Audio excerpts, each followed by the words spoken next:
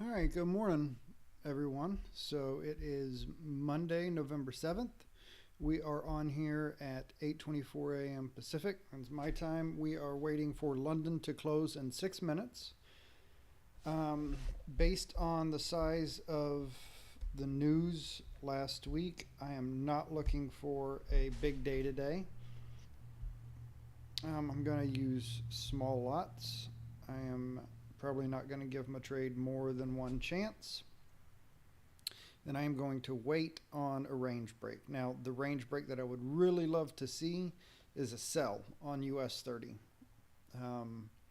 But I am not quite sure if we will get there, but we will wait and see if we do.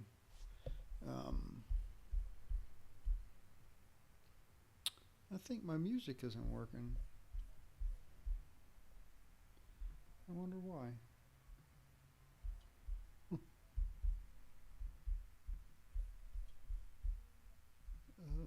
That's weird. Well, maybe it is. Who knows? At any rate, I'll check it after the stream and then try and figure out what went wrong. I did a test a little bit ago and it worked great. So that's weird. At any rate, and you know, I'm going to. I think I might look for a break of basically right here. I don't like lines. Let's draw a box. I may look for a break of this area right here and then look to sell that.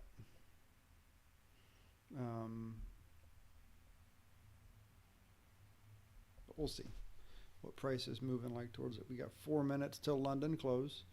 Just to go over again, the setup that I'm looking for is at London close, US30 tends to get some volume. So the morning volume on US30 has died off.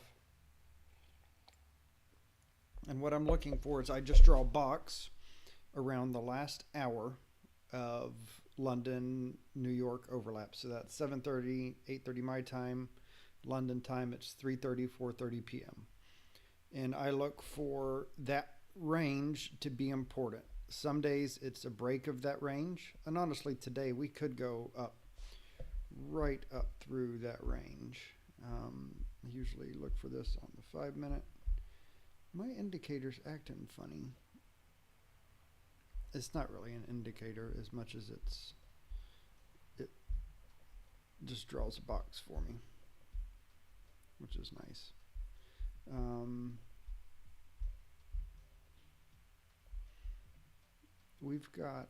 We're already above,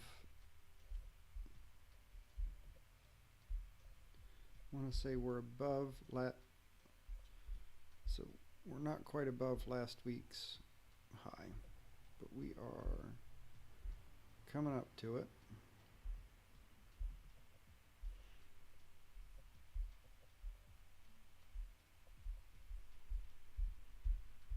All right, yeah, it's going, we're going to take a,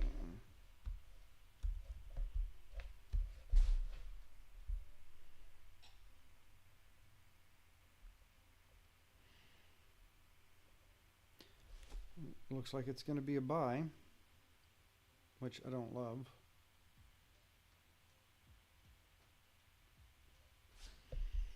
And you know, now that I'm looking at it, the buy off of these wicks, that was probably a better move. But even so, those candles had a ton of indecision in them.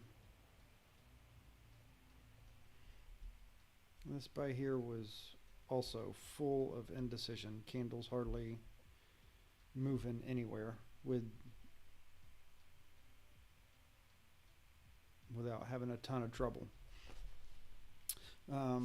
So 2 minutes till close, minute 15 seconds.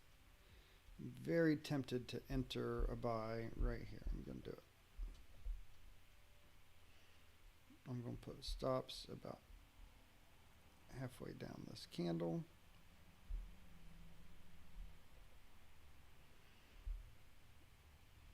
Again, I'm using pretty small basically just under 1% risk on this.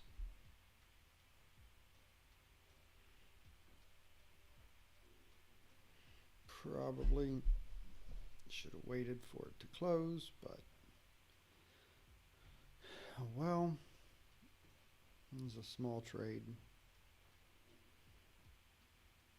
Let's see what we get. We got 30 seconds left till London close.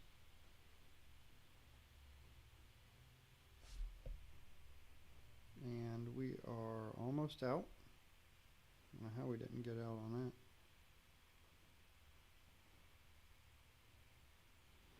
Boy, that is... There we go. We're out. I'm just going to place another one right here above the candle. And London has closed. Let's see where price wants to go.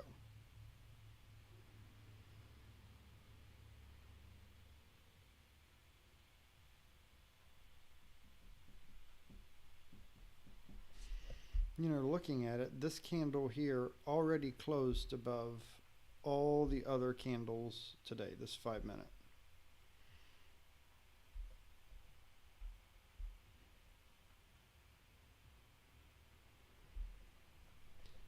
All right, so this should get activated, and then we just got to figure out a target.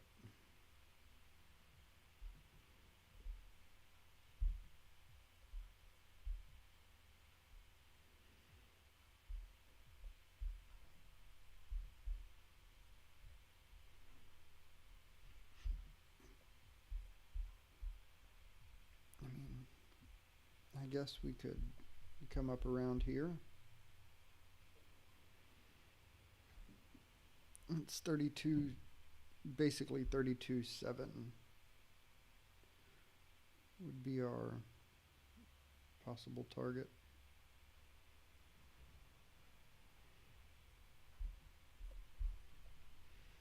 We'll see. Go back on the 5 minute. See that thing? I don't know what it does. There, it disappears. But again, you know, I like sells more today. I don't like the idea of taking off on a Monday to the upside, just long term for the week. I don't know. As people are still digesting everything last week, trying to decide if they're going to believe what the Fed's saying, if they're going to believe what other people seem to be doing. One of the things I've been thinking about is I wonder how much the price of fuel has to do with the cost increases that we're seeing in the products that we use every day. Because everyone's paying a lot more than they were. So I'm not saying that inflation isn't hitting, but I wonder how much of it is being propelled by high fuel prices as opposed to by too much supply, which the Fed is obviously attacking the supply chain, trying to bring the supply down. But I just wonder if, you know, when I think about what hits my wallet the most, like, you know, I'm locked in a 30-year mortgage. I don't carry credit card debt. The interest rates don't really touch my day-to-day life that much. If I was buying a car, if I was at an adjustable rate, an ARM or something, interest rates would affect that. But given that all my interest rates are locked in at good prices, fuel affects me more than interest rates do right now. Fuel affects me more than, honestly, I feel like fuel affects me more than the price of groceries.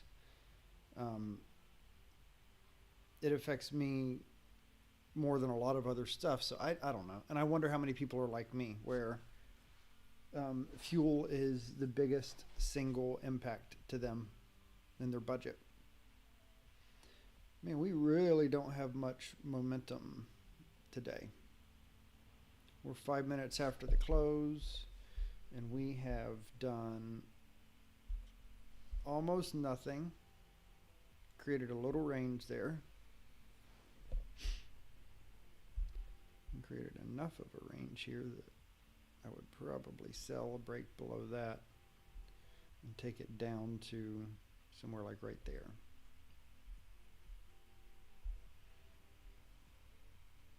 But even then, that range isn't very big. Well, maybe here we'll finally go up, but who knows. I'm only going to give this till about 8:40, another 5 minutes or so. Just knowing that we're having a fairly low volume day, I don't really want to push too much. As you can see, I've already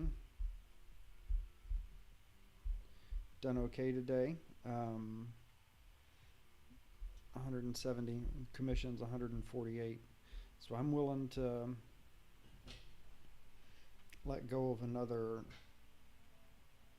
1%, another $50 if this trade activates. But really, not more than that.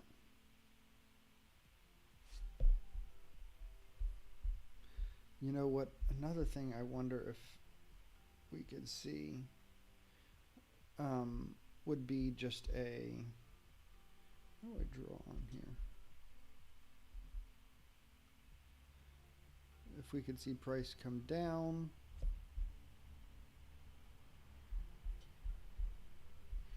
come back up, touch the bottom of this zone, and then come on down here. That one would make sense too. And I do like sells today.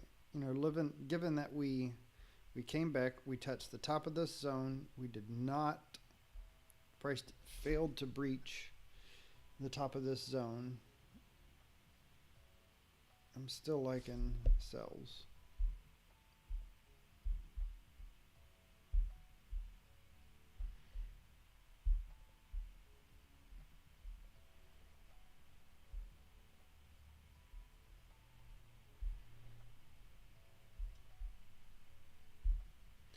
Let's drop one in here.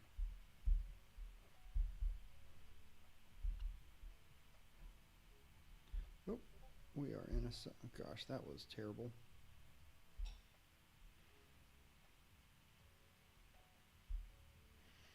I was about to tell you where I wanted to put my stops.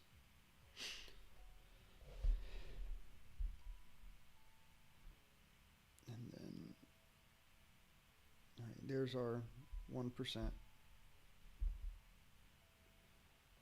We are going to be looking for 1% down here. And I'm going to close out this buy stop.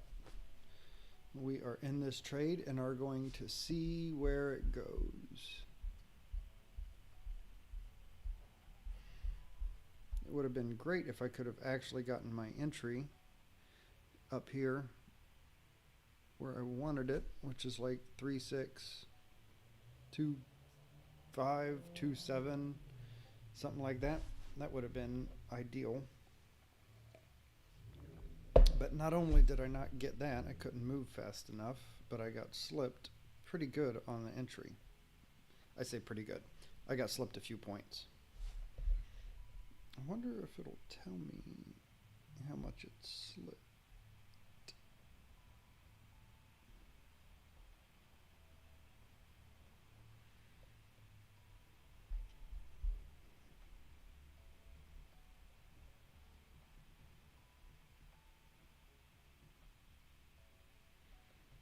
No. Oh yeah, was it 2.2? Oh, look, we're going to get stopped out of this.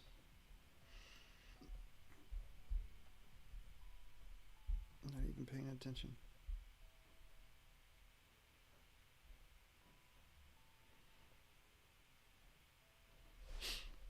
Man, so today's been well, Obviously it was okay, but it's been a bit of a bust.